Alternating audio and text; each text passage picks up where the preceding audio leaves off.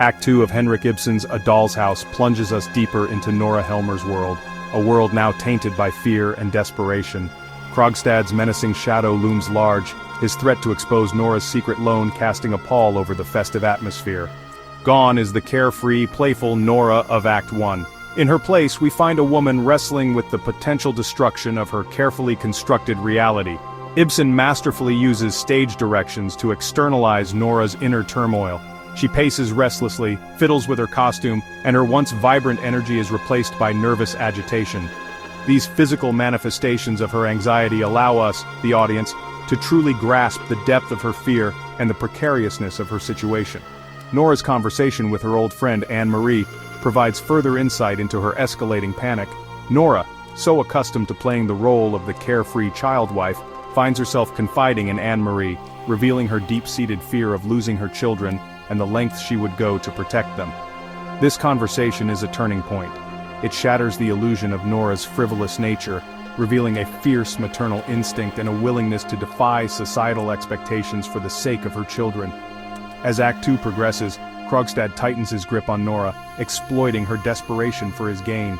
He is a master manipulator, dangling the threat of exposure like a sword above Nora's head.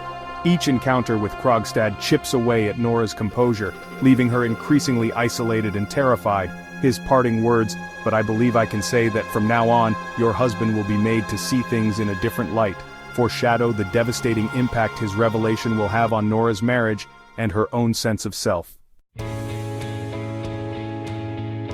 Nora's conversation with Anne-Marie is not merely a chat between old friends. It's a window into the complexities of motherhood and societal expectations in the Victorian era.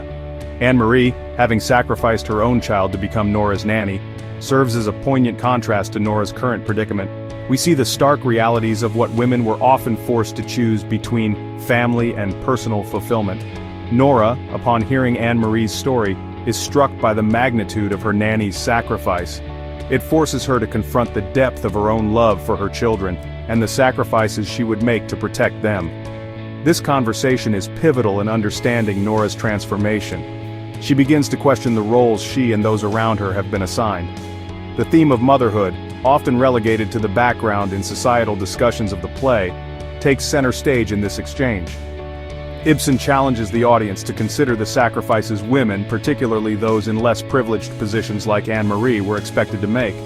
He highlights the often invisible labor of love and care that women like Anne-Marie provided, shaping the lives of those around them. This conversation plants the seeds of doubt in Nora's mind.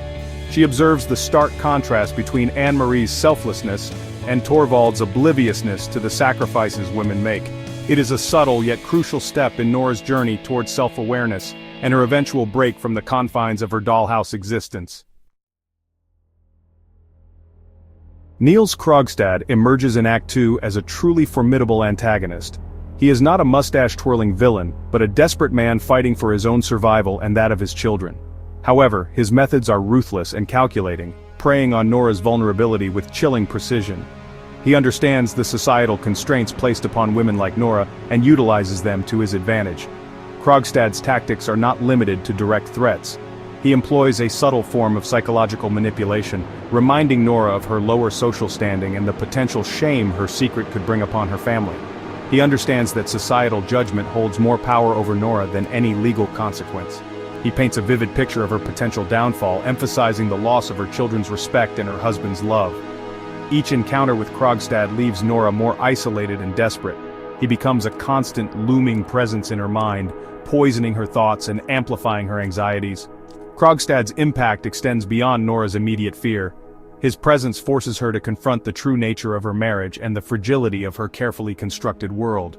His threats act as a catalyst, propelling Nora towards a reckoning with herself and the suffocating reality of her existence. Amidst the escalating tension of Krogstad's threats, Dr. Rank's unexpected confession of love for Nora adds another layer of complexity to Act 2.